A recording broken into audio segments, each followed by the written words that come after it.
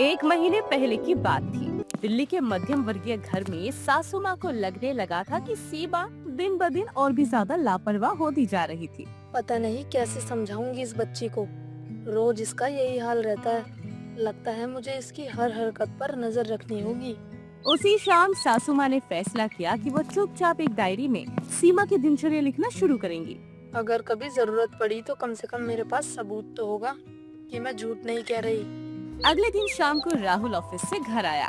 Mummy खाना तैयार है क्या? आज ऑफिस में बहुत काम था यार। बेटा अपनी बीवी से पूछ, सुबह से कह रही थी मैं ऐसे बनाने को। अरे राहुल, बस 5 मिनट और। अभी तो पता चलने वाला है कि अर्जुन को उसकी मेमोरी मिली या नहीं। मम्मी मैं बीच में पिस गया हूँ। ना सीमा की बात कर सकता हूँ, ना आपको नाराज कर सकता हूँ। तभी नीतू पड़ोसन आई। सीमा यार, तू दिन भर टीवी में देखती रहती है। सुनीता आंटी जी का मूड खराब रहता होगा। अरे नीतू, बहुत सख्त है मेरी सासू माँ, हर छोटी बात पर टोकती रहती है। अगले सप्ताह से स्थिति और भी ज्यादा बिगड़ने लगी। सासू माँ रोज सुबह अपनी डायरी में पिछले दिन की घटनाएं लिखती रही। मंगलवार, सिर से दाल जल गई।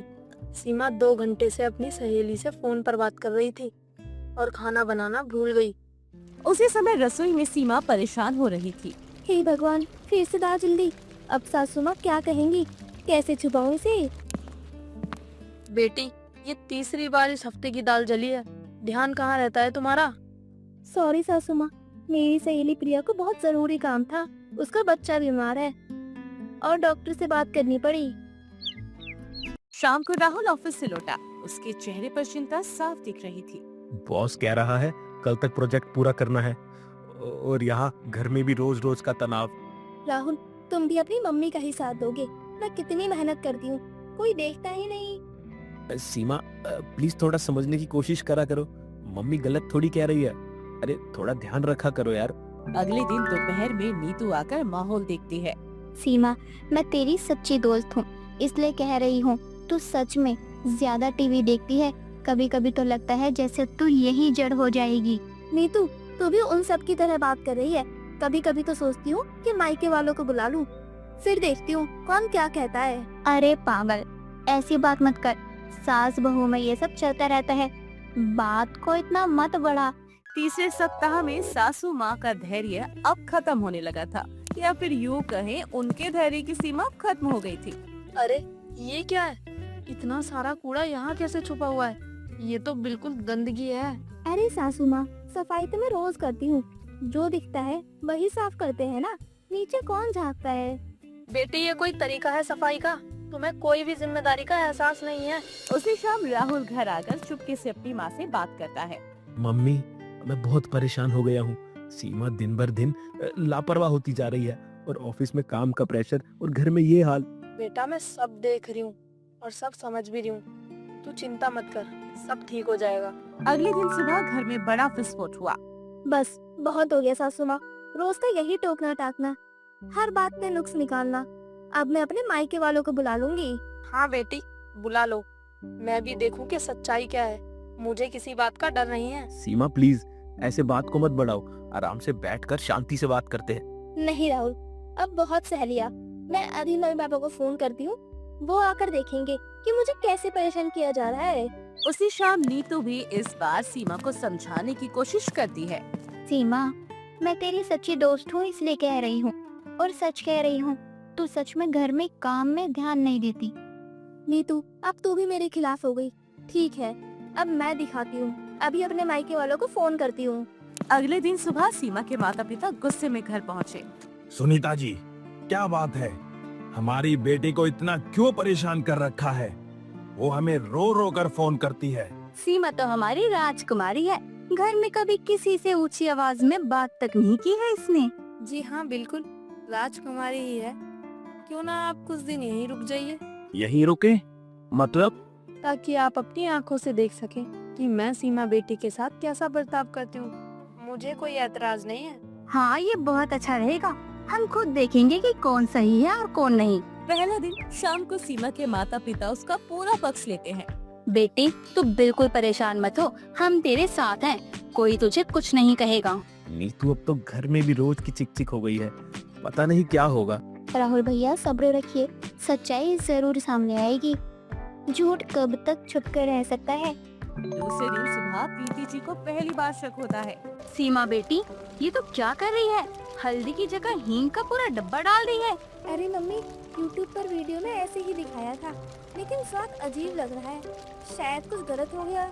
हे भगवान, बेटी तो ध्यान से काम क्यों नहीं करती है? ये सब कुछ गलत कर दिया तूने। तीसरे दिन दोपहर में रमेश जी को संदेह होता है। सीमा बेटी, तू रिमोट से क्यों लड़ रही है? और इतना चिल्लाने वाली क्या बात है इसमें? पापा, बैटरी खत्म हो गई। अब कैसे पता चलेगा कि प्रिया को उसकी मेमोरी मिली या नहीं? पूरा दिन बर्बाद हो गया। बेटी, तू रोज कितने घंटे टीवी देखती है? मुझे लगता है तेरा कुछ ज्यादा ही हो गया है। चौथे दिन शाम को नीतू के माता पिता को उसकी सच्चाई बताने की हिम्मत हुई। आंटी जी, मैं सीमा की बचपन की सहेली हूँ। अगर आप बुरा ना माने तो मैं कुछ कहूँ? हाँ बेटी, क्या बात है? आंटी, सच कहूँ तो सीमा दिन भर टीवी ही देखती रहती है। जब भी मैं आती हूँ वो यही सोफे पर बैठी रहती है। घर के काम की बात करती हूँ तो कहती है सीरियल खत्म होने दे। क्या तू सच कह रही है?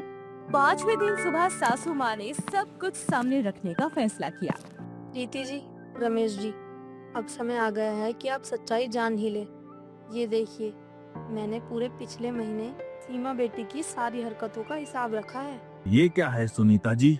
सोमवार सुबह 10 बजे टीवी चालू की, 12 बजे चाय बनाने गई, लेकिन 5 मिनट में वापस सीरियल देखने आ गई। बाकी के 55 मिनट में अपनी सहेली से आकर गपशप की। हे भगवान, ये मैं क्या सुन रही हूँ? डायरी की पूरी एंट्री सुनकर सीमा के माता पिता को सच्चाई का कड़वा एहसास हुआ। पापा जी, अब आप समझ गए होंगे कि असली हकीकत क्या है। मैं कितना परेशान था। सीमा, तूने हमें कितना शर्मिंदा किया है। हमने सुनीता जी को कितना गलत समझा कि वो तेरी बुराई कर रही है, लेकिन तू तो खुद बुरी है। मम्मी, पापा, मुझसे बहुत बड़ी गलती हो गई। मैं सच में बदलना चाहती हूँ। बेटी, हमें कभी भी नहीं लगा था तू जिम्मेदारी से इतना भागेगी। मैंने तो सिर्फ तेरी भलाई चाहिए थी बेटी। सीमा, मैंने कितनी प्यार से समझाने की कोशिश की थी, तूने एक भी बार नहीं सुनी मेरी। सुनीता जी, हमें माफ कर दीजिए। हमने बिना सोचे समझे आप पर कितने इल्जाम लगाए। आपने हमारी आंखें खोल दी। सीमा को अपनी गलती का सच्चा एहसास हुआ और उसने सुधरने का पक्का इरादा किया। सासू माँ, मुझे माफ कर दीजिए। मैं आज से बदल जाऊंगी। आपकी अच्छी बहू बनने की पूरी कोशिश करूंगी। बेटी, मैं तो हमेशा तेरी माँ की तरह ही सोचती थी।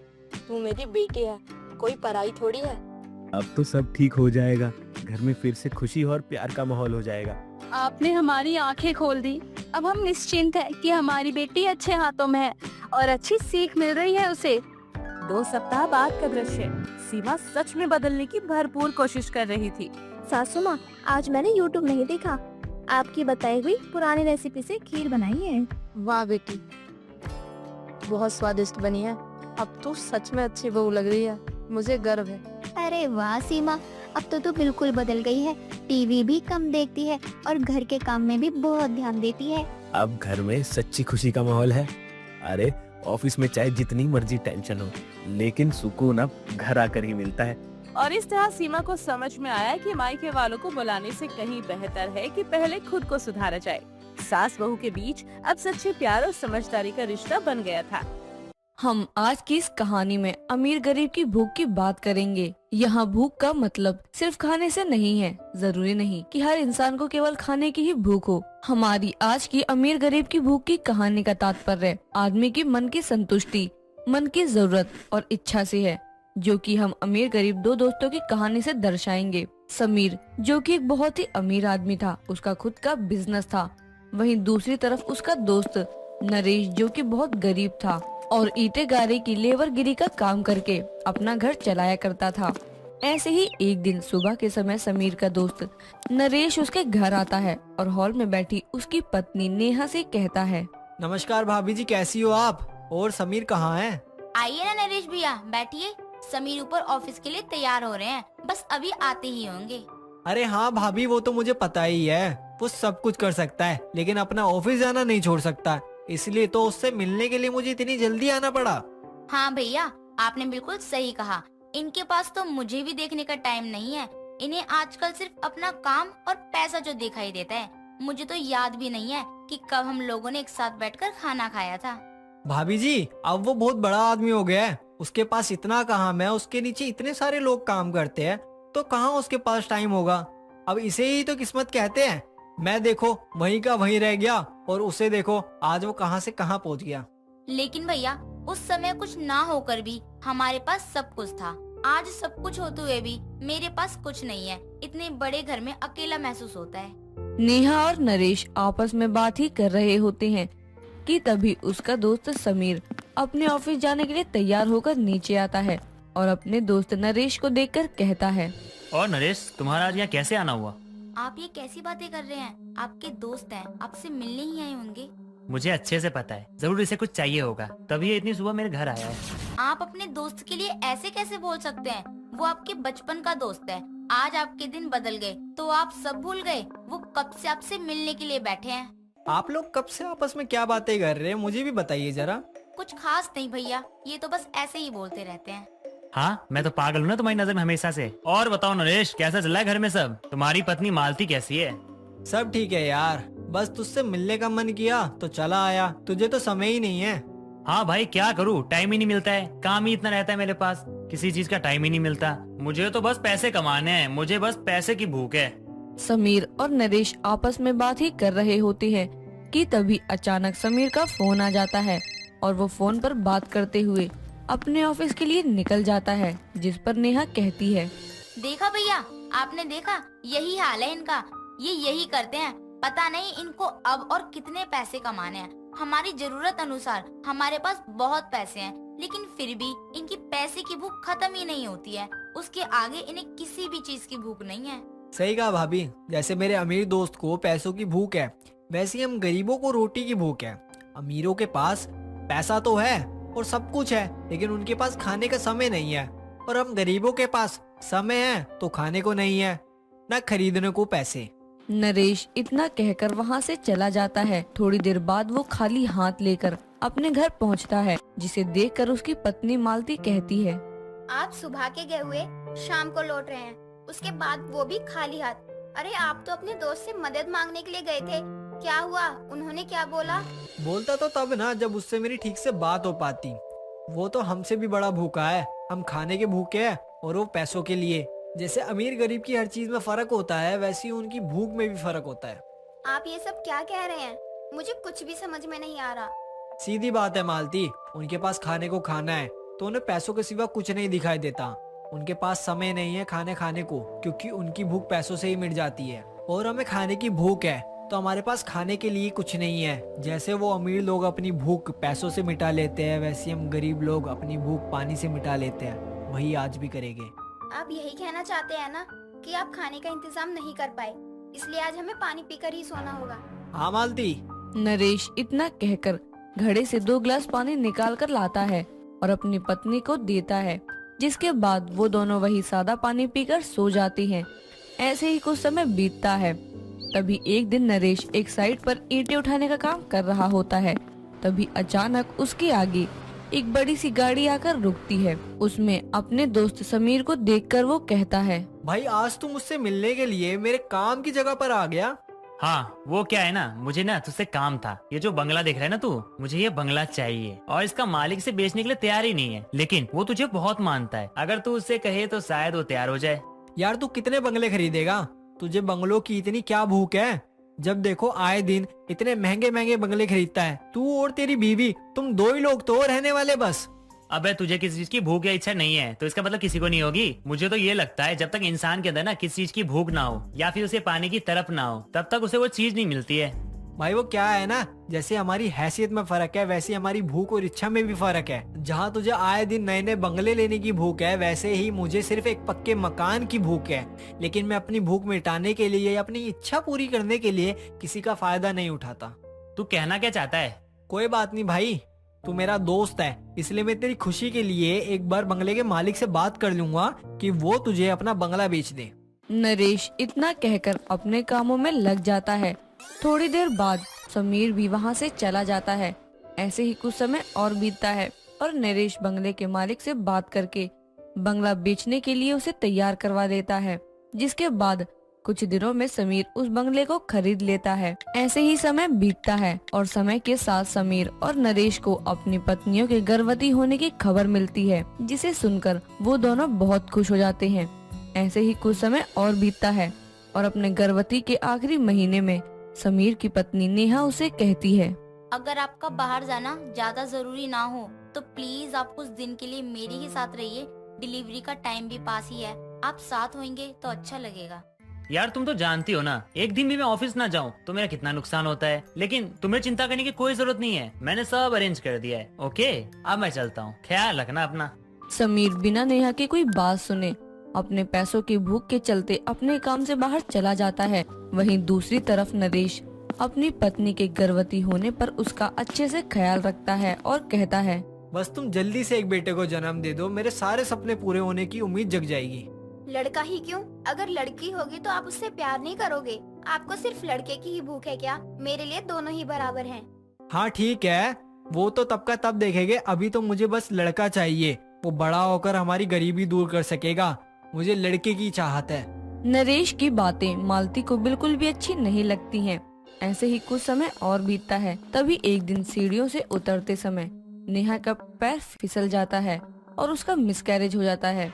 वहीं दूसरी तरफ मालती एक सुंदर सी लड़की को जन्म देती है, जिसके बाद जहां समीर अपनी लापरवाही और अपने पैसों की भूख के चलते अपने जीवन की इतनी बड़ी खुशी को खोकर दुखी था, वहीं दूसरी तरफ नरेश अपने जीवन की इतनी बड़ी खुशी मिलने के बाद भी अपने लड़के की चाहत और उसे जुड़े भूख और लालच के कारण दुखी था। इस तरह से दोनों अपनी अपनी भूख के चलते जो उनके पास था उसकी कदर नहीं कर रहे थे। शांति अपनी मालकिन के घर में काम कर रही थी। तभी संजना की एक दोस्त शांति को देखकर संजना से कहती है, अरे यार, इन भिखारियों को तो पूरे दिन कैसे झेल लेती है। क्या करूँ यार, काम भी तो यही करते हैं और जो बचा कुचा होता है वो मैं इन्हें ही दे देती हूँ। बेचारों के पास ना तो कुछ खाने के लिए है, ना ही कुछ पहनने के लिए। अब इसके कपड़े ही देख लो कैसे फटे चिटे हैं। शांति अपना मजाक बनता हुआ सुन लेती है और अपनी आंखों में आंसू लिए वहाँ से चुपचाप चली जाती है और अपने घर में अपनी बेटी को खाने के लिए देती है।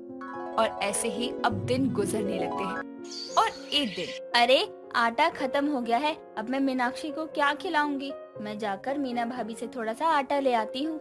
ये सोचकर शांति मीना के घर का दरवाजा खटखटाती है। मीना भाभी, मेरे घर का आटा खत्म हो गया है, मेरी बेटी भूखी है, क्या आप थोड़ा सा आटा दे देंगी मुझे? अरे बहन, मेरे घर पर आटा नहीं है, मेरे घर खुद भी आटा खत्म हो चुका है, मैं खुद ही आटा पिसवाने लेके जा रही हूँ। इतना सुनकर बेचारी शांति उदास हो जाती है और अपने घर में जाकर बैठ जाती है। थोड़ी देर बाद उसकी बेटी मीनाक्षी वहाँ आकर उससे बोलती है, मम्मी मुझे भूख लग रही है, क्या घर में कुछ खाने को है? वो बेटा, अभी तो खाने को कुछ भी नहीं है, मैं तुझे मालकिन के घर पर ही खिला दूंगी, पता नहीं उधर भी कुछ बचा होगा या नहीं। इस तरह अब शांति अपनी बेटी मीनाक्षी को संजना के घर लेकर जाती है और शांति अपनी मालकिन से कहती है, मालकिन जी, मैंने घर का सारा काम कर दिया है, आप कहें तो मैं खाना लगा दूं? हाँ शांति, लगा दो। शांति अपनी मालकिन संजना के लिए टेबल पर खाना लगाती है, जिसके बाद संजना खाना खाने लगती है। थोड़ी देर बाद वो खाना खाकर उठ जाती है। तब शांति देखती है कि संजना की प्लेट में खाना बचा है। बचा हुआ खाना देखकर वो सोचती है, मालकिन ने तो खाना छोड़ दिया, मेरी बेटी मीनाक्षी काफी भूखी है, क्यों ना मैं उसे ये खाना खिला दूं? इतना सोचकर शांति संजना का झूठा खाना अपनी बेटी मीनाक्षी को खिला देती है। शाम के वक्त जब शांति और मीनाक्षी अपने घर जाती है, तब वो देखती है कि उनके घर के बाहर उनका सामान फेंका हुआ है। अरे माँ देखो, हमारा सामान तो बाहर फेंका हुआ है, आखिर हमारा सामान किसने फेंका? पता नहीं बेटा, हमारा सामान घर के बाहर किसने फेंक दिया। दोनों अपने घर का सामान उठाकर अंदर जाने लगती हैं कि तभी पीछे से सेठ आकर उनसे कहता है, अरे अरे कहाँ जा रही हो तुम ये भूल गई कि तुम्हारे पति ने मेरे पास अपने घर गिरवी रखा था। अब तुम्हारे पति तो मर चुका है और ना उसने मेरा कर्जा चुकाया ना तुमने चुकाया, इसलिए कॉन्ट्रैक्ट के अनुसार ये घर अब मेरा है, निकलो इधर से। ऐसा मत कहिए सेठ जी, हम लोग कहाँ जाएंगे, हमारे पास 2 वक्त की रोटी खाने के भी पैसे नहीं हैं, लेकिन फिर भी आप मुझे कुछ समय दे दीजिए, मैं आपके सारे पैसे जल्द ही चुका दूंगी। अरे बस भी करो, पैसे जल्दी चुका दूंगी। तुम भिखारियों के पास 2 वक्त का खाना खाने का तो है नहीं, और बड़ी आई तुम मेरे पैसे चुकाने वाले। अरे अरे पहले तुम खुद का पेट तो पाल लो, दूसरों के टुकड़े पर तो तुम माँ बेटी पलती हो। शांति कुछ बोलती इससे पहले सेठ उसको धक्का मारकर निकाल देता है। बेचारी शांति अपनी बेटी मीनाक्षी को लेकर रोड पर भटकने लगती है। इधर उधर रहने के लिए जगह की तलाश करती है, लेकिन उसको कोई नहीं रखता और इस तरह मीनाक्षी और शांति को रोड पर ही सोना पड़ता है। देखते देखते मीनाक्षी और शांति को अपना गुजारा रोड पर रहकर ही करना पड़ रहा था। और एक दिन जब शांति अपनी बेटी को लेकर संजना के घर जाती है, तब संजना शांति से कहती है, शांति, तुम 4-5 दिन नहीं आई, इसलिए मैंने तुम्हारी जगह कोई और नौकरानी रख ली। अब से तुम यहाँ मत आना। मैंने तुम्हारा हिसाब कुछ दिन पहले ही चुकता कर दिया था, तो अब तुम यहाँ अपनी शक्ल भी मत दिखाना, समझी? पर मालकिन, अगर आप हमें काम से निकाल देंगी तो हम दोनों माँ बेटी का क्या होगा? हमारे भगवान तो आप ही हैं मालकिन। देखो शांति, ये सब मैं नहीं जानती, लेकिन तुम भिखारियों ने तो हद ही मचा रखी है। अरे इस घर को या इस नौकरी को तुमने खुद के बाप की जागीर समझ रखा है। जब मन चाहा मुंह उठाकर आ जाओ और जब मन किया छुट्टी ले लो। शांति अपनी मालकिन संजना से कुछ बोलती कि इससे पहले ही संजना उसके मुंह पर दरवाजा बंद कर देती है। बेचारी शांति आंखों में आंसू लिए वहाँ से चली जाती है और रोते हुए अपनी बेटी मीनाक्षी के पास जाती है। और जब मीनाक्षी अपनी माँ की आंखों में आंसू देखती है तो वो उससे पूछती है, माँ क्या हो गया? तुम इस तरह क्यों रो रही हो? मालकिन ने कुछ कहा क्या? बेटा, भगवान अभी हमारी परीक्षा ले रहे हैं। माँ, अगर भगवान हमारी परीक्षा ले रहे हैं तो इसमें रोने वाली क्या बात है? बताओ ना, आखिर क्या बात है? संजना आंटी ने ऐसा क्या बोल दिया कि जब से आप आई हैं रोए ही जा रही हैं? बेटा संजना, मालकिन ने मेरी जगह किसी और को रख लिया। अब मैं वहाँ पर जाकर काम नहीं कर सकूंगी। माँ, भगवान गरीबों के साथ ऐसा ही करते हैं। अब देखो ना, हमारे पास तो रहने का कोई ठिकाना नहीं है ना, कुछ खाने के लिए खाना भी नहीं है। हम जीवन कैसे बिताएंगे?